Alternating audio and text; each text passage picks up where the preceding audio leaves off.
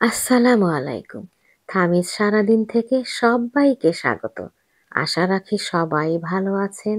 আলহামদুলিল্লাহ আমিও বেশ ভালো আছি। সকলেই সকলের জায়গায় রাজা কিংবা রানী। সে তার ঘরেই হোক বা বাইরে, যে কোনো স্থানে। তাই জন্য বলছি হাজবেন্ডকে, আমি আমার ঘরে যাই রান্না করব তাই দিয়েই খেতে হবে।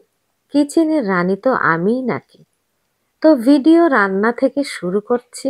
আজকে ভর্তা বানিয়ে খাবো আলু আর বেগুন দিয়ে। ভালোই লেগেছে। প্রতিদিন কাজ শেয়ার করতে করতে চিন্তা করি ডিফারেন্ট কি দেখাবো। আসলে আমার সারাদিনের কাজ কিচেনেই থাকে, তাই বোরিং হলেও দেখে নিবেন প্লিজ। আর দেখতে দেখতে যদি একটু ভালো লাগে প্লিজ একটি লাইক দিবেন।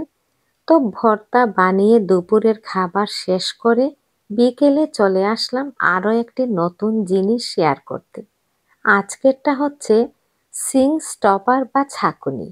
আমরা সিঙ্কের মাঝে যে স্টপারটা রাখি সেটা দেখতে হবে ভালো কিনা, ময়লা আটকাচ্ছে কিনা। আমারই আগে যেটা ছিল এতটা ভালো ছিল না, পরে সিঙ্ক ব্লক হয়ে দুর্গন্ধ বের হতো। আমি এইটা টিমু থেকে আনিয়েছি, দামও কম, অনলি 2 পাউন্ডস, কিন্তু কাজে অনেক উপকারী।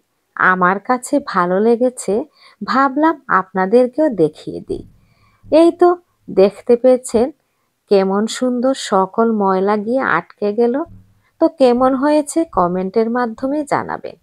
এদিকে ফান্ট্রি কিভাবে অর্গানাইজ করে রেখেছি সেটাও একটু দেখিয়ে দিচ্ছি। এই তো গ্লাসের যতগুলি কেটল আছে সেগুলো হাতের কাছেই রাখি, কারণ প্রতিদিনই কাজে লাগে। চা তো আমরা সবাইকে প্রায় প্রতিদিনই খেতে হয়। আর আমার কাছে চায়ের পর্ব মানে গল্প, কবিতা সবই। চা ছাড়া যেন কিছুই ভালো লাগে না। তো এই তো চায়ের গল্প করতে করতেই সব গুছিয়ে ফেলেছি। এই যে প্লাস্টিক পিঙ্ক বক্সটা দেখছেন, এটার ভেতরে আমার খুঁটিনাটি যত কিছু আছে সবই রেখেছি। যেমন রুটি বেলার মাঠ, পিঠা কাঠার, অয়েল ডিসপেন্সারের লিডগুলি, আরো অনেক কিছু। আপনাদের সাথে কথা বলতে বলতেই চায়ের সময় হয়ে গেল। তো চায়ের সাথে টা হচ্ছে কিমার পাকোড়া। ঝাল যে কোনো কিছুই বিকেলবেলা ভালো লাগে। আমার মিঠা খুবই পছন্দের। তো চলেন আজ এ পর্যন্তই। ভিডিওর কোনো অংশ যদি এতটুকু ভালো লেগে থাকে প্লিজ লাইক, শেয়ার এবং সাবস্ক্রাইব করবেন। আপনারা সবাই ভালো থাকবেন সারাক্ষণ সারা জীবন। আল্লাহ হাফেজ।